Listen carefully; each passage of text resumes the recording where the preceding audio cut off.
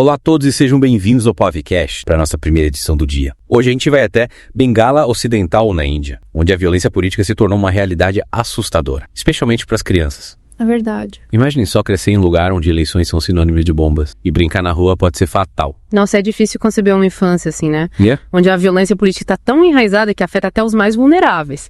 E para entendermos a gravidade da situação, vamos começar com a história de Raj Bishash. Raj Bishash, que nome forte e que história triste. Um menino de apenas 9 anos que morreu enquanto brincava, porque confundiu uma bomba com uma bola.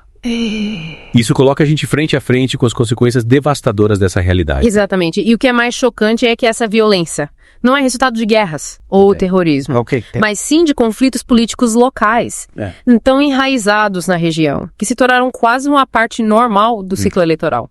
É simplesmente inacreditável.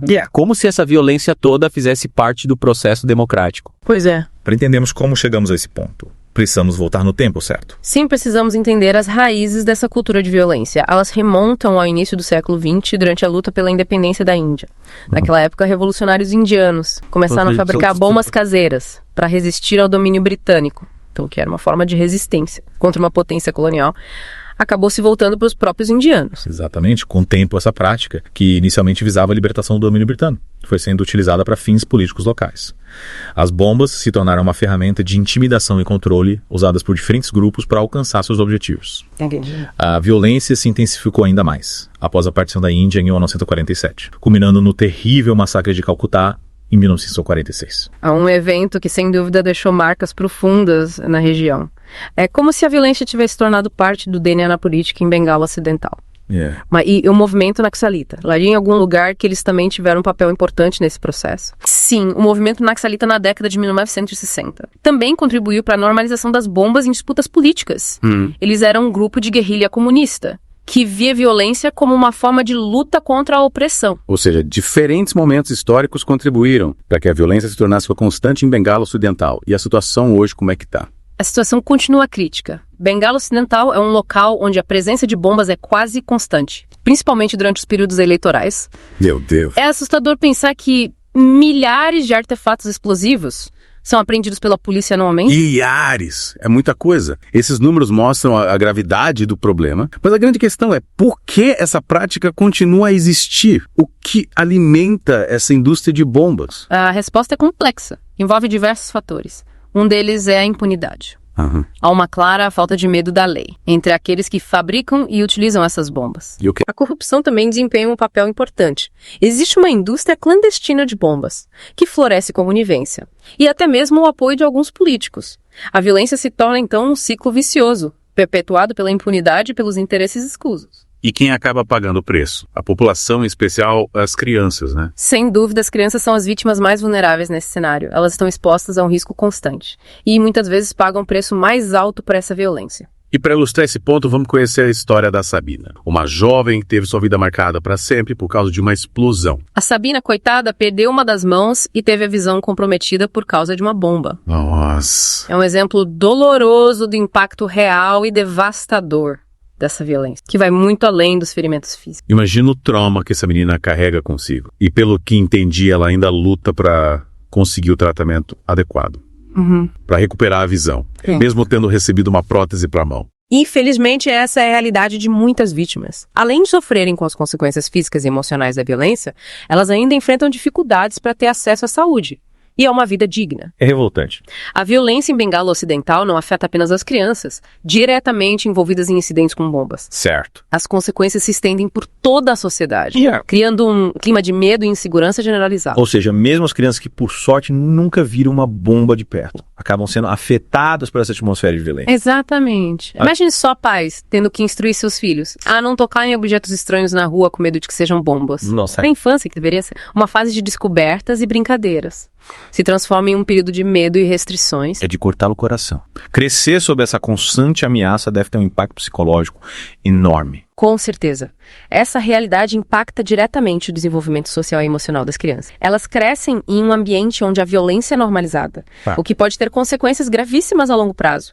Elas podem se tornar mais agressivas, ter dificuldade em se relacionar com outras pessoas, sofrer com ansiedade e depressão, entre outros problemas. É como se a violência se perpetuasse, passando de uma geração para outra. E a gente sabe que para romper esse ciclo é preciso muito mais do que apenas repressão policial. Sim. Mas por onde começar? Precisamos investir em uma cultura de paz e diálogo, ensinando as crianças a resolver conflitos de forma pacífica. A escola tem um papel fundamental nesse processo, mas a mudança precisa acontecer também dentro de casa, na comunidade, em todos os espaços. Faz sentido ensinar as crianças a lidarem com as diferenças, a buscarem o diálogo em vez da violência. É essencial para construirmos um futuro diferente.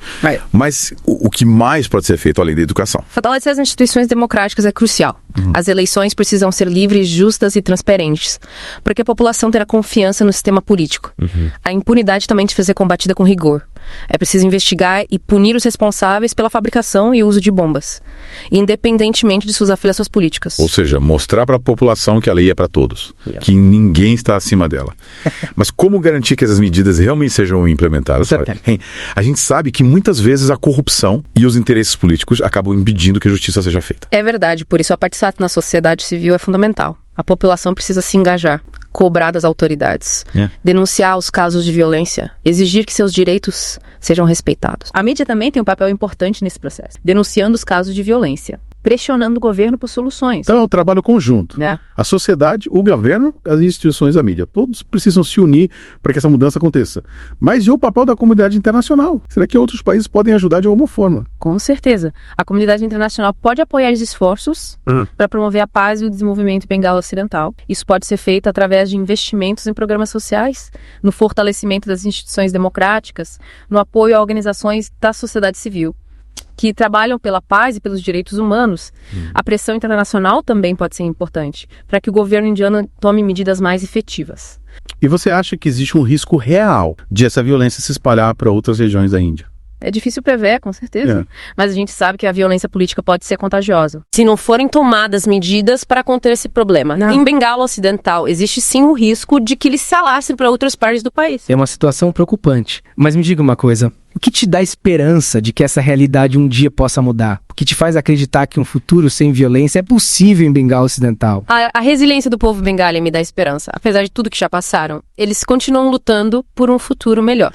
A força da sociedade civil, a crescente conscientização sobre a necessidade de paz e a busca por soluções pacíficas me mostram que a mudança é possível sim.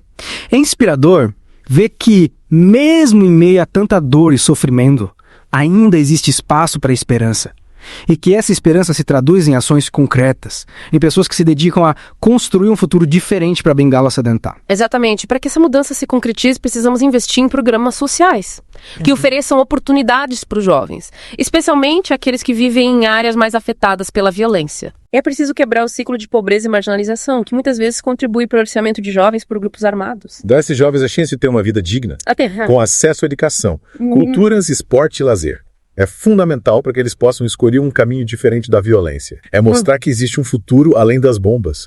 Um futuro onde eles podem ser protagonistas da sua própria história. Sem dúvida, e além disso, é crucial trabalhar na reintegração social de ex-combatentes, oferecendo a eles a oportunidade de reconstruir suas vidas e contribuir para a construção de uma sociedade mais pacífica. É um trabalho complexo, que exige sensibilidade e empatia, mas que é fundamental para a cura da sociedade como um todo. Sim. É preciso dar a essas pessoas a chance de deixar o passado para trás e construir um novo futuro. Com certeza, a construção da paz é um processo coletivo, que exige diálogo ou compreensão e a busca por soluções conjuntas. E é um processo que precisa ser constante para evitar que a violência volte a se instalar. A paz não é um estado permanente, mas sim uma conquista diária. E para que essa conquista seja possível, é preciso que cada um de nós faça a sua parte, começando por nós mesmos, questionando nossos próprios preconceitos, buscando o diálogo, espalhando a cultura de paz. Exatamente, a mudança começa por cada um de nós. Ao nos posicionarmos contra a violência, ao defendermos a paz e ao lutarmos por um futuro melhor.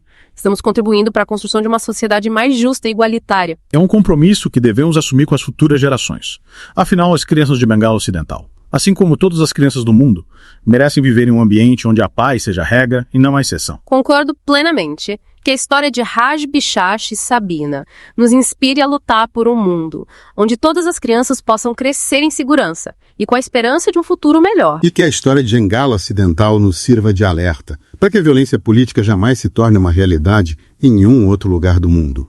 Que possamos aprender com os erros do passado e construir um presente e um futuro mais justos e pacíficos para todos. Lembrando a todos que o podcast vai ao ar de segunda a sexta, às 9h e às 18h, e aos sábados ao meio-dia. Até a próxima.